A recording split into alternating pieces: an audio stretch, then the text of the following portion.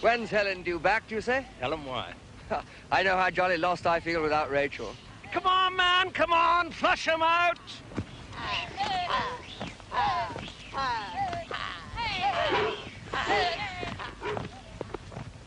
Concentrate, lad, concentrate. Look at that kill filing her nails. You tell Mary that. Jason, come on! I say, old Jerry's getting impatient. What do you say if I shoot him? Make an even 50 brace.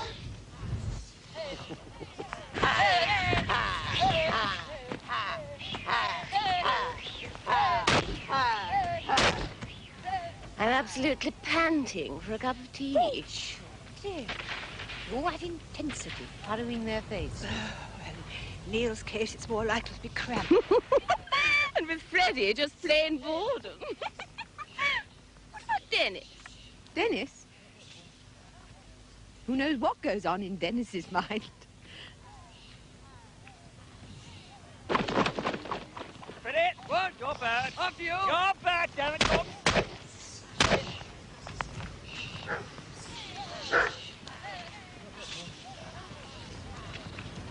I must say, Jerry, I'd hate to be facing you in a duel.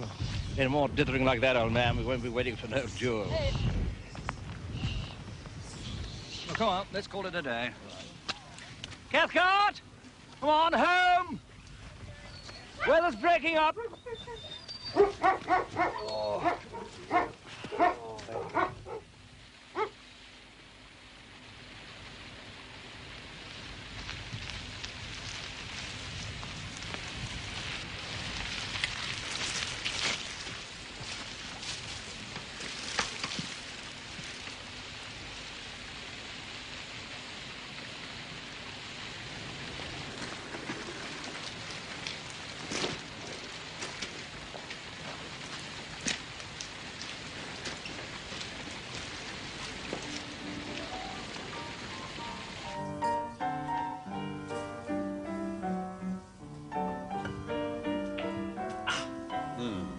Your shot, Colonel.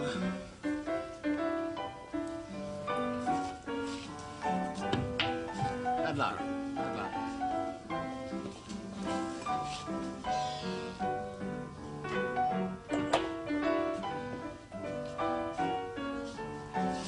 Oh, Neil, I nearly nodded off. What's the time, Mary dear? It's 9:45. Oh. Well, I shall go to bed. It's this Yorkshire air. It's so enervating. It certainly seems to have a stupefying effect on the men. What's that, dear? Naughty. Right, I think I'll come up too. Night, Rachel. Night, Freddie. Night, old thing. Good night, Mrs. Marchbanks. Good night. You're not to be long, Neil. All right, Maudie. Just wiping the floor with young Cathcart. Night, Dennis. Ma mignonne. Je te donne la bonne nuit. Sleep well, darling. But Fleming, you got anything there for me? No, milady.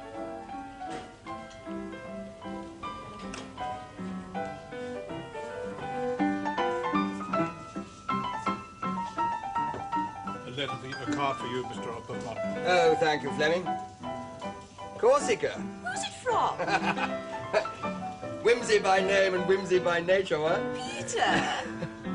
Daring to send through His Majesty's post. When's he coming back? Doesn't say.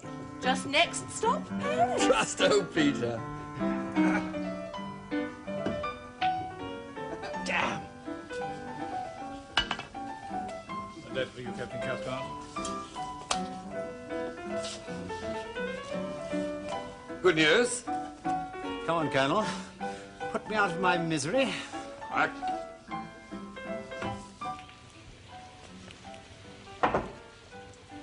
Come in.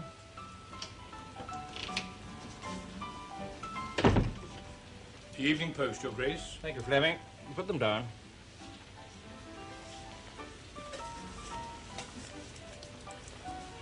Not bad. 51 brace with 4 guns. Excellent, Your Grace. Is there anything Your Grace requires? No.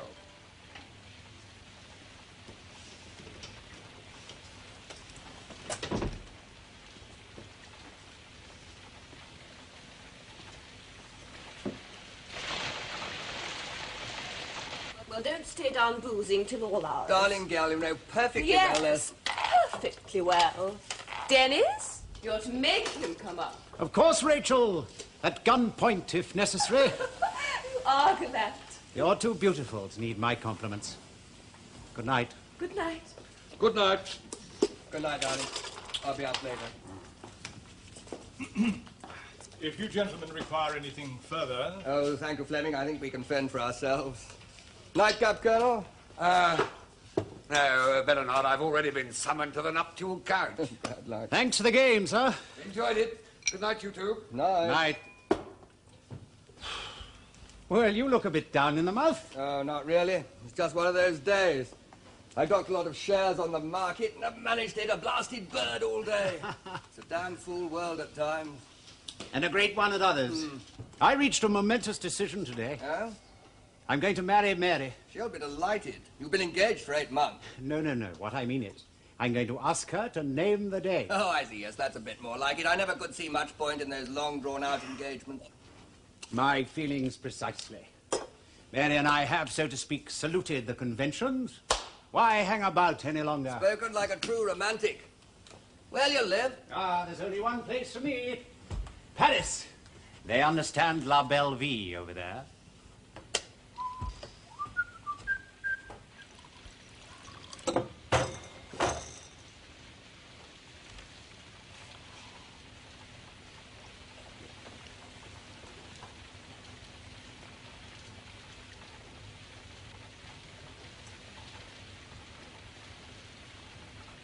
Good God.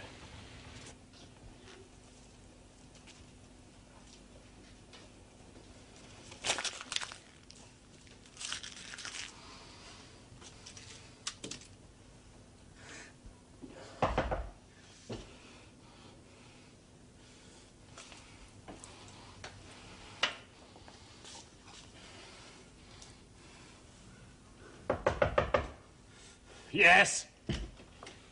A word with you. Won't keep, I'm afraid. Well, cut it short, that's all. I'll try to.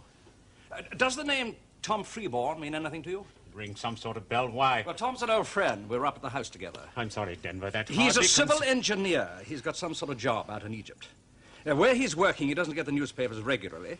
So it was only 2 or 3 weeks ago he saw the announcement of your engagement to my sister in the Times. He recognized your name and your photograph. So? I had this from him tonight. He says he knew you in Paris 2 years ago and that you made money cheating at cards. Cheating at cards. What does that matter? Well, what does that matter? Well, Tom Freeborn's a salt of the earth. Then you'll have to believe what he says, won't you? You mean you don't deny it? It wouldn't be any good my denying it. You'll have to make up your own mind. Cathcart, I would have thought that under the circumstances... I don't care what you think or what you do. For God's sake, leave me alone. My dear fellow, I'm not much of a hand at this sort of situation. But, well, you being engaged to Mary, Oh, if that's what's worrying you, it's off. Off? What's off? Our engagement. What the... But I was only talking to Mary about it this afternoon. I haven't told her yet. You've broken off the engagement and you haven't told her yet? Well, that's pretty cool, Cathcart, I must say. That's pretty damn cool. You utter swine. Who the hell do you think you are coming here and jilting my sister? An utter swine, of course. I forbid you to see her again. Do you hear me, sir? If you try, I'll break every bone in your body. Poor Denver. All that blue blood. You haven't the faintest idea what life's about. Understand me, sir. You leave this house first thing in the morning. Sorry, Denver. I leave here when I choose. And that happens to be now. Cathcart, come back. Cathcart! Come back, you bloody fool! Neil. Cathcart! What's happening? Oh, yeah. Fleming! Your Grace? You seen Captain Cathcart? Yes, he left by the front door. Oh, damn.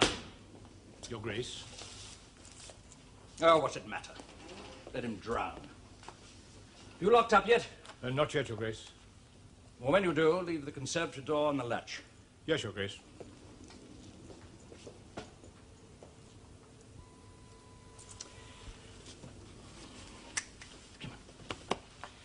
Fella's not a swine, Sam. Poor little Mary. Damn hard lines. It's a good thing we found out before it was too late.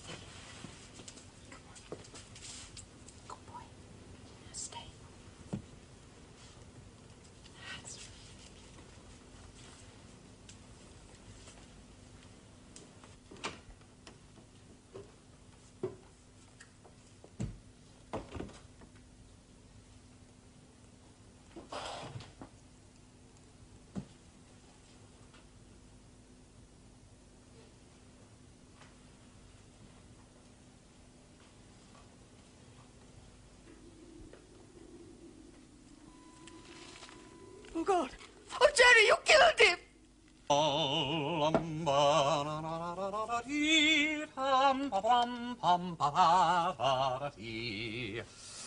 Diversité, c'est ma devise.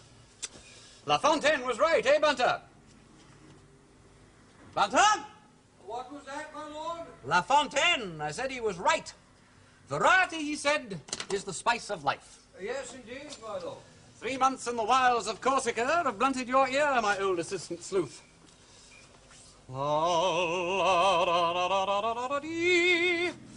Ah, coffee and croissant. Nothing like it. Nothing like it in the world.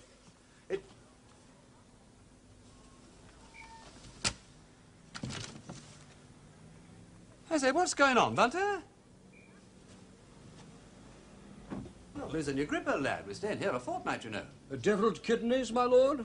Did I or did I not make it perfectly clear that we were staying in Paris for at least 2 blissful weeks? You made it perfectly clear, my lord. Then why are all my bags, not to mention your photographic paraphernalia, repacked, relabeled, and standing out there as they're ready for the off? Excuse me, my lord, but having seen this morning's copy of the Times, I had no doubt your lordship would wish to return to Riddlesdale at once.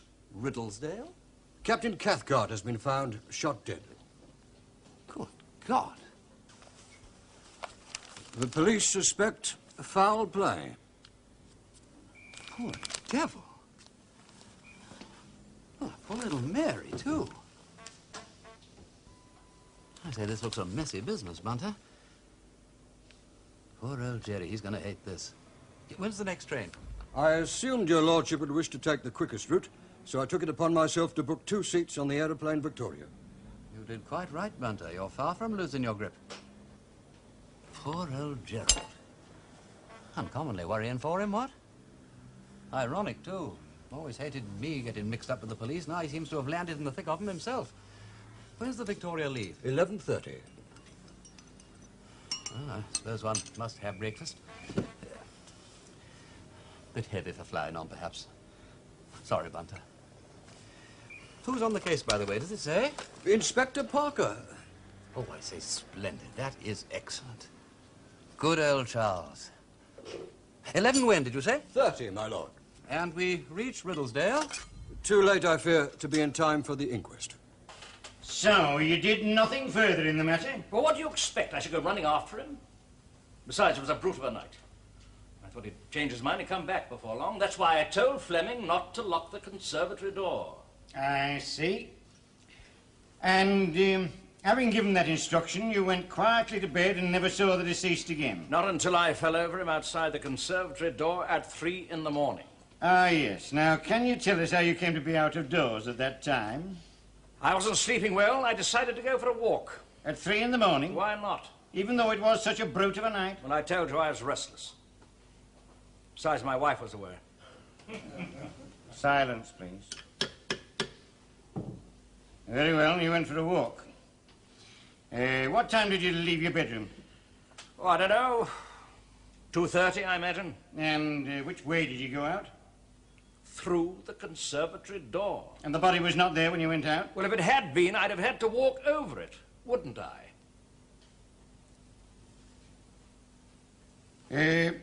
Where did you walk to?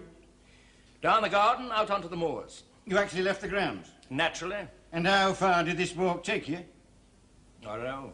Hard to tell. A quarter of a mile? Possibly. Half a mile? Possibly. And during that time, or any other time, you heard no shot?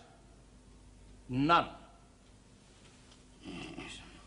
Now, can you show us the letter you had from this, Mr. Freeborn?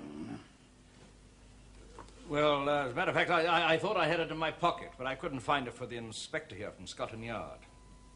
I'm afraid I must have destroyed it. That's rather unfortunate. It is rather. You can show the jury no proof that you ever received it. Not unless Fleming remembers it. Ah, yes. No doubt we can check it in that way. Thank you, Your Grace. Call Dr. Thorpe.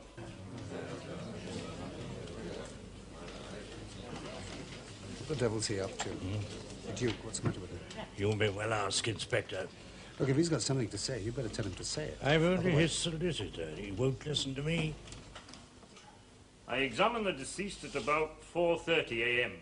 I judged him to have been dead between 3 and 4 hours. And then I can take it that he was shot somewhere between 12:30 and 1 a.m., so that death would have occurred... Not necessarily, no. Death, you see, would not be instantaneous. Oh? No, the deceased might conceivably have lost consciousness, but in all probability, he would have lingered for some considerable time. I see. Did you subsequently conduct a post-mortem examination? Yes, I found that the lungs had been pierced by a bullet which had been deflected from a rib. Death resulted eventually from loss of blood and suffocation. There was nothing to show that the wound had been self-inflicted? It could well have been. But the bullet could equally well have been fired by somebody else at close range? It could. Thank you, Doctor. Call Lady Mary Wimsey.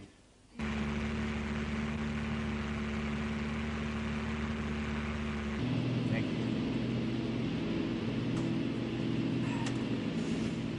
I mean to say she'd been engaged to the fella for 8 months.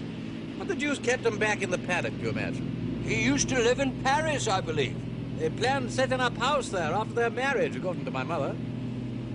Look, maybe that was it. Temptations, fear of, what? Perhaps, my lord. Or perhaps Lady Mary simply changed her mind.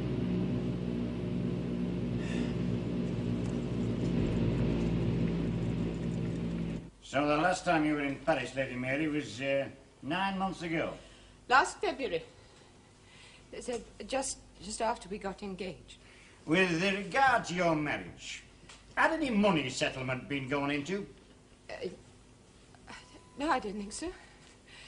We hadn't fixed a date for the marriage. He always seemed to have plenty of money. Yes, I think so. I didn't think about it. You never heard him complain about being hard up?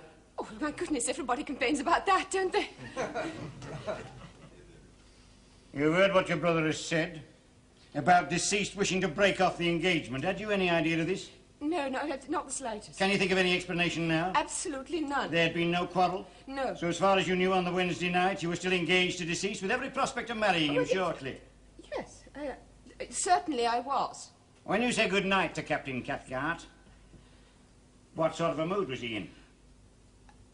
Well, he was playing billiards with Colonel Marchbanks. I think he was in a very cheerful mood. He seemed to me to be in a very cheerful frame of mind. Cheerful, Lady Mary? Well, you know, good-humoured. Now, this is important, because your brother has told us that when he went to see deceased in his room, Before he even broached the subject of Mr. Freeborn's letter, he appeared to be thoroughly out of humour. Yes, I know. Well, I know. I just can't explain it. Your brother has described exactly what occurred between himself and Captain Cathcart. Now, did you hear them quarrelling? Well, no, I heard raised voices and footsteps and a door banging. You know, my room is at the back of the house. The whole thing's very indistinct. Besides, I was very tired. I really didn't even think about it very much. I went to sleep almost straight away. What happened then? Well, something woke me. I heard a shot. It was very distinct. I was quite sure that it was a shot. That's what made me go downstairs. You went downstairs by yourself. That was very plucky of you, Lady Mary. Did you go immediately? No. I put on some brogues and a coat over my nightdress. And it probably took me a couple of minutes before I got down. To the conservatory. Now, why'd you go to the conservatory? The front door is much nearer. Well, it's a lot quicker than trying to unbolt the front door. And when you entered the conservatory? I could see that the outer door was open. And outside I could see a man kneeling on the ground over something. And when he looked up, I could see that it was my brother. Your brother has described that when you entered the conservatory, you cried out, "Oh, God, Jerry, you've killed him." Now, can you tell us why you did that? Yes, I know. What I dare say that what I thought was that my brother had probably come across a burglar, perhaps, and fired in self-defense. You were aware that your brother possessed a revolver? Oh, yes, Yes, I think so. But what happened next? My brother asked me to go upstairs to wake people and get help, so I woke the Marchbanks and the Arbuthnotts. By that time, I was feeling terribly faint, so I went back to my room and took some salvolaptin. What time was all this? What time did you hear the shot? Well, 3 o'clock. 3 o'clock? Well, I mean, approximately. I can't be absolutely but it sure. seems that we've already established that the fatal shot was fired not later than 1:30. Well, yes, well, in that case, perhaps I'm slightly mistaken, Lady Mary. 1:30 to 3 a.m., I mean, that is... Or are you saying there were 2 shots? No, I'm not. I'm just... So what are you saying? What I'm trying to say is that there are a whole lot of people running about. Please, Constable.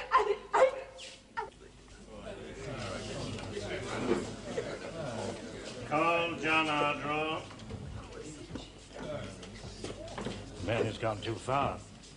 Mr. Marbles, is there still no news of Lord Peter? He left Corsica for Paris, that's all we know. I swear by Almighty God that the evidence I shall give shall be the truth, the whole truth, and nothing but the truth. Now then, you are John Ardrow, head gamekeeper on the Riddlesdale estate. Yes, sir. Now, you live with your wife in the little cottage just inside the main entrance to Riddlesdale Lodge. That's so, sir. Now, did anything disturb you on Wednesday night or the early hours of Thursday morning? Well, I heard a shot fired. It sounded pretty close. There's several acres of preserved plantation behind the cottage, and I thought a poacher might have got in. What did you do? Well, I got my gun and I went for a walk round, but I didn't see a living soul. Did you fire your gun at any time? No, sir. And what time did you hear this shot? 10 minutes to 12. You sure of that?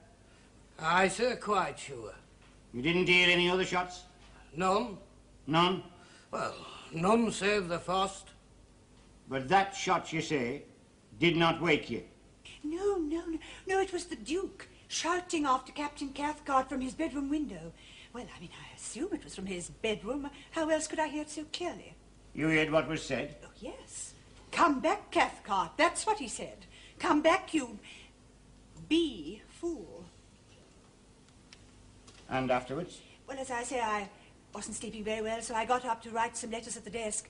About, an hour later, my husband woke up and told me to come to bed. He said, "You're the only sinner burning the midnight oil. Everybody else is turned in."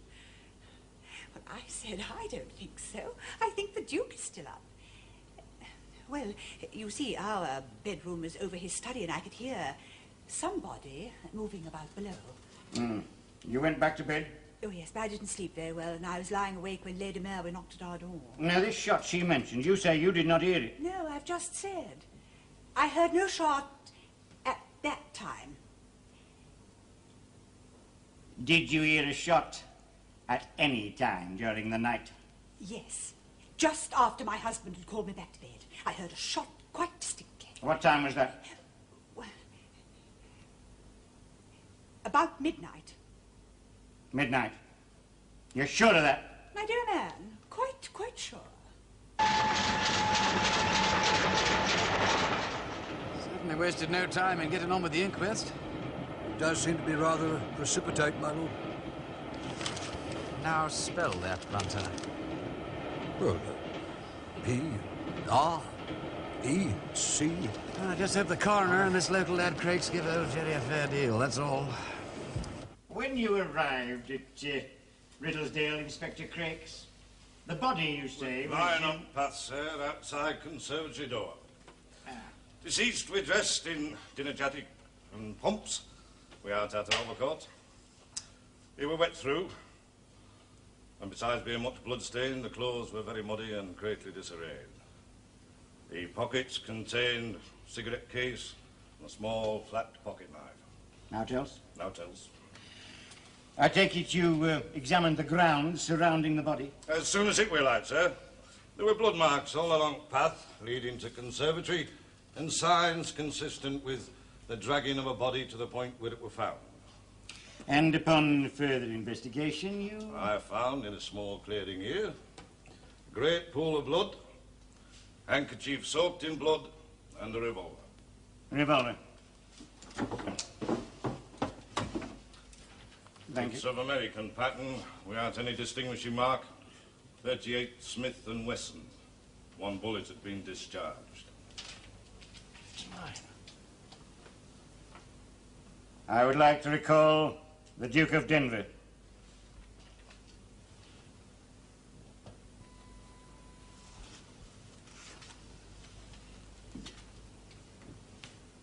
It was disgraceful, Duchess, disgraceful. The coroner behaved most improperly. He'd no business to give such a summing up. Yes, he was a bit thick, I must say. He didn't leave those poor blighters much choice, did he? Don't be absurd, Freddie. They had every choice. They returned a verdict of murder against Gerald for one reason and one reason only. They're socialists, every one of them. Little Englanders. Oh, I wouldn't go so far as that, dear lady. And I would, Mr. Murbles. Show a title to their kind these days. It's like a red rag to a bull. And with respect, Your Grace, political malice wasn't the only reason for the verdict. There was the question of the revolver. That was Gerald's revolver. He admitted that. Yes, he kept it in a drawer in his study, he said. With the key kept permanently in the lock. Well, I mean to say... It was a bit light-hearted. I mean to say, just because it was his doesn't necessarily prove it was he who used it. Well, I mean, anyone could... Still, Mr. Parker, I expect you'll have the whole thing cleared up in no time. Perhaps you've got the real culprit up your sleeve already. Not quite, but I'll do my best to get him. With, no doubt, a little help from... My Lord... brother-in-law. Oh, Mr. Parker. No doubt you're very amused at the antics of the family amateur. Far from it, Your Grace. Peter, we're expecting Peter. One doesn't expect Peter, Freddie. Either he's all over you and least wanted, or nowhere to be found when he is. Well, we don't even know his address in Paris. Oh, I've been on to the embassy. They promised to get in touch with him as soon as they can. If he's there, that is. Well, he jolly well ought to be here. I mean, there's poor old Jerry languishing in quod, and if anything does happen to him... Well, I mean, old Peter's head of the family till young pickled gherkins comes of age. Hello, dear old things. Speak of the devil. Ah, Fleming, give Bunter a hand with the bags, will you? There's a good fella. At once, my lord. Hello, Freddie. Keeping them amused? Hello, Peter, old lad. Helen, you look stunning in adversity. She nailed her colours to the mast, a Roman matron to the last. Is that in the Oxford Dictionary of Quotations? Not yet, but it will be. Give it another 10 years. Nice to see you, Charles. Hello, Peter. And you, Mr. Murbles. Good to see you, Lord Peter. We were just agreeing you were sadly missed. Yeah, well, you two do rather seem to have mucked things up between you. I heard all about Jerry from the taxi fella. York Prison. How's Mary, Helen? Very upset, I think. Rachel's with her. Oh, well, never mind. She'll keep. Tonight, Parker and I hold high revel. Tonight he shows me all the bloody footprints. It's all right, Helen. That's not swearing. That's an adjective of quality. Incidentally, I'm afraid you're going to be pretty upset when you've digested the evening headlines. Headlines? Dowager Duchess strikes again. Oh, my God. What's she done now? Well, not actually struck, but heading north, I understand. Probably intending to set up some sort of HQ right opposite the prison gates. Well, you can't be serious. I say, do you suppose she plans to bake a cake for Jerry with a hacksaw blade inside it? No, not quite her style. But if I were the governor, I think I'd box a bit clever for the next few days. Mother can be pretty formidable when the spirit moves her. Impossible, I should say. Oh, I wouldn't say that, Helen. At a time like this. Acting as though she were the mother of some Croydon bank clerk caught dipping into the petty cash. I told you you were going to be upset, old girl. I am. Deeply upset. Here's to my drove. Emotional outbursts from the ice queen herself. Never thought I'd live to see the day. It's been a very disturbing experience for all of us. Well, old Parker Bird, let's hear the worst. Now, what miracle are you here, anyway? Well, largely luck, actually. The chief constable of Stapley sent for us over Craig's Head. I bet Craig's loved that. Anyway, as soon as the message came through, I nipped into the chief and asked for the job. Trouble was, I was tying up a few details on a forgery case, so I was a bit of a late starter, I'm afraid. By the time I got here, Craig's and the coroner were as thick as thieves. They'd arranged the inquest for this morning, which was absurd. And you, Mr. Murbles, what are you unhappy about in particular? Primarily that I couldn't contact Sir Impey Biggs in time. Oh, old Impey defending, eh? Oh, I say, that's splendid. I don't suppose we shall see him now before Monday. And then... Well, I must say it, Wimsey. Your brother has gone out of the way to make difficulties. Not only for himself, but for all of us who are trying to help him. What sort of difficulties? Why was he in the garden at 3 o'clock in the morning? He will not give us a frank explanation. You mean old Jerry's fibbing? Well, shall we say, his behaviour this morning left much to be desired. And then there's the whole business of the shooting. Now, I know old Dr. Thorpe won't commit himself, but it certainly wasn't suicide. How do you know? Well, I didn't want to upset Jerry's story, so I played my own bit down like Billy-O. But all that stuff about him finding Cathcart so upset and so go-to-blazes in his manner, well, that was just my whiskers. No, Mr. Arbuthnot, that part of the Duke's testimony I believe absolutely. Well, I was the last one with Cathcart before Jerry saw him. We had a nightcap, and he was on top of the world. Any particular reason? Because he'd made up his mind. In the morning, he was going to ask Mary to agree to a date for their wedding. And then he said, we shall go and live in Paris, where they understand La Belle Vie. I tell you, he went upstairs to bed whistling. Thank you, Freddie. Invaluable man. Charles, I feel the grass growing under our feet. Come on.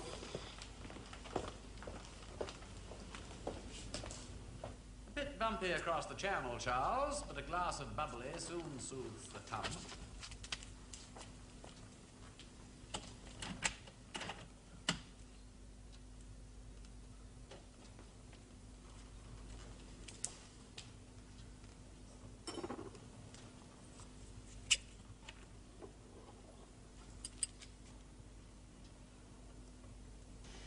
It's rather a good idea to keep one's crimes in the family.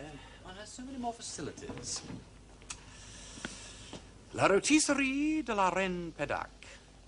I say. South Wind. Manon Lescaut. Well, it looks as though he works out rather true to type. True to what type? You may well ask, Charles. Bessé du Soir. I only saw him once. A vain young dog, you know, by the look of all this.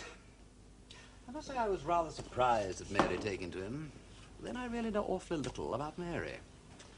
Any joy with you? I thought there might have been some signs of his having written or started to write a letter.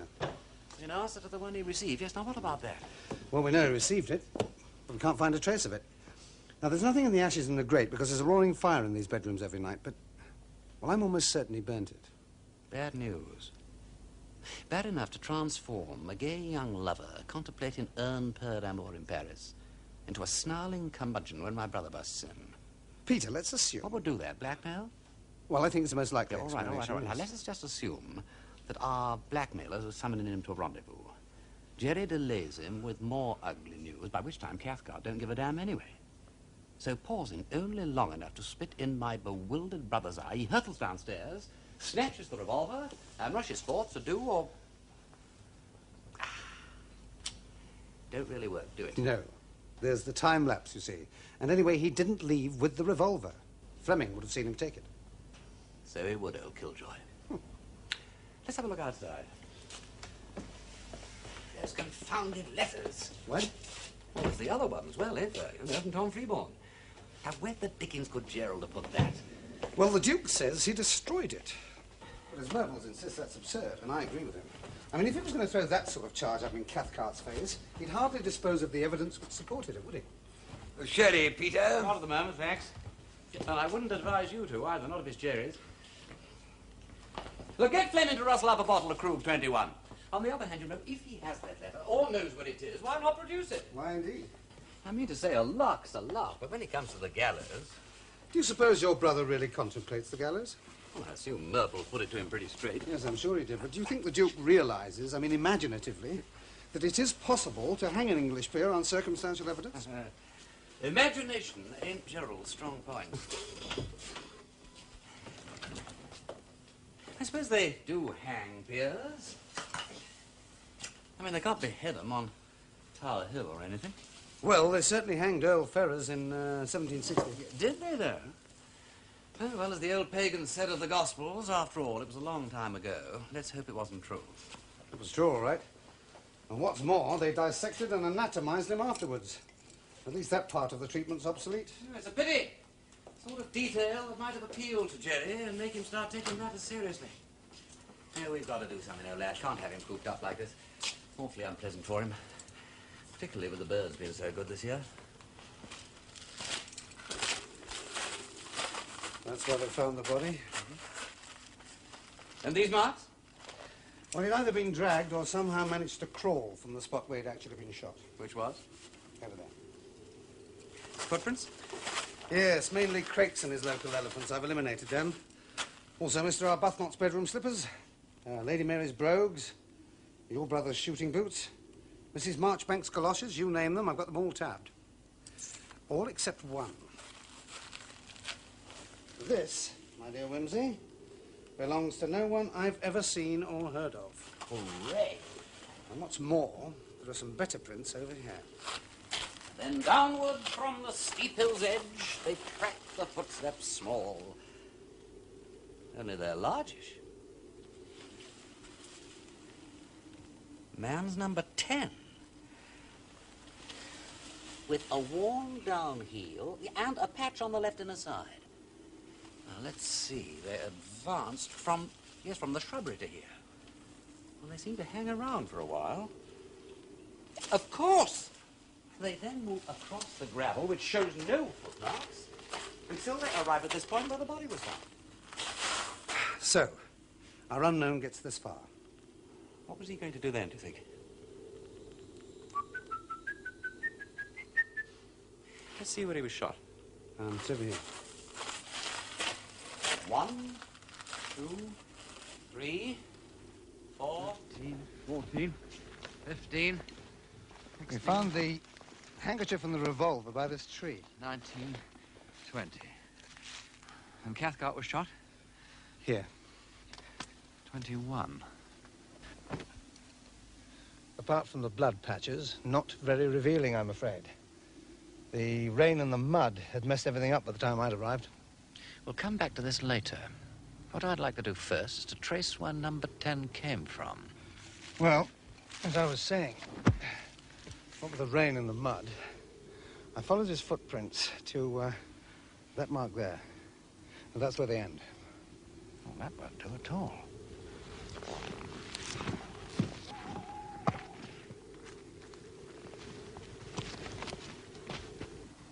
Hello, this may be our friend. In fact, I think it is. Well, if it was, we've lost him now. Must have been in quite a hurry.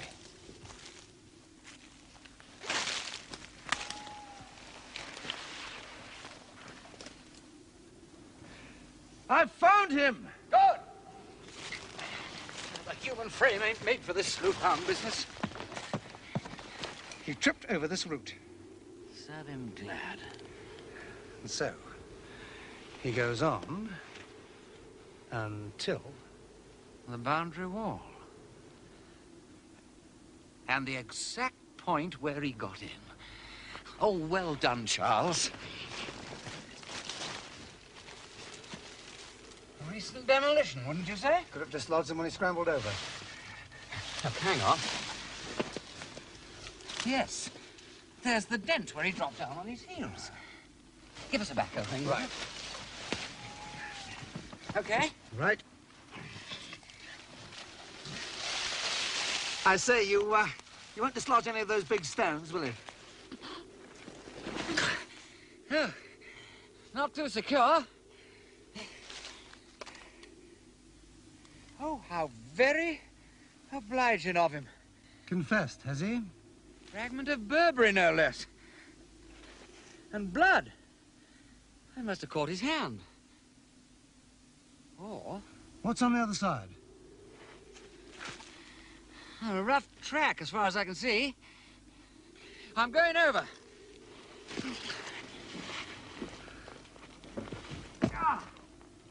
You all right? Muddy, but unbowed. Well, hang on, I'm coming over.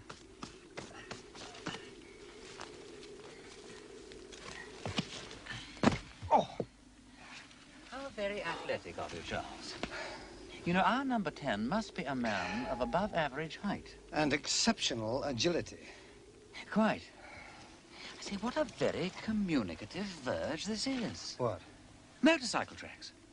Oh, yes, parked here. More tracks. 2 motorcycles.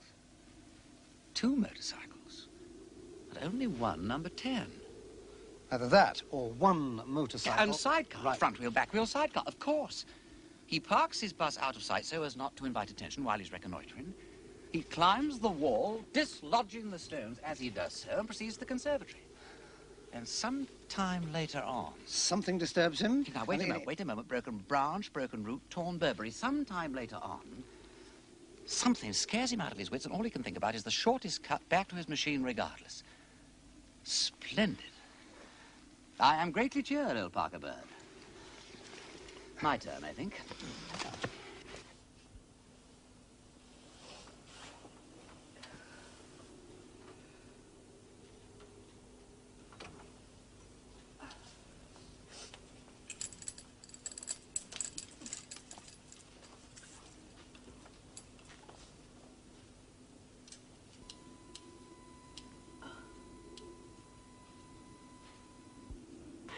Did you ever read The Lay of the Last Minstrel, Charles?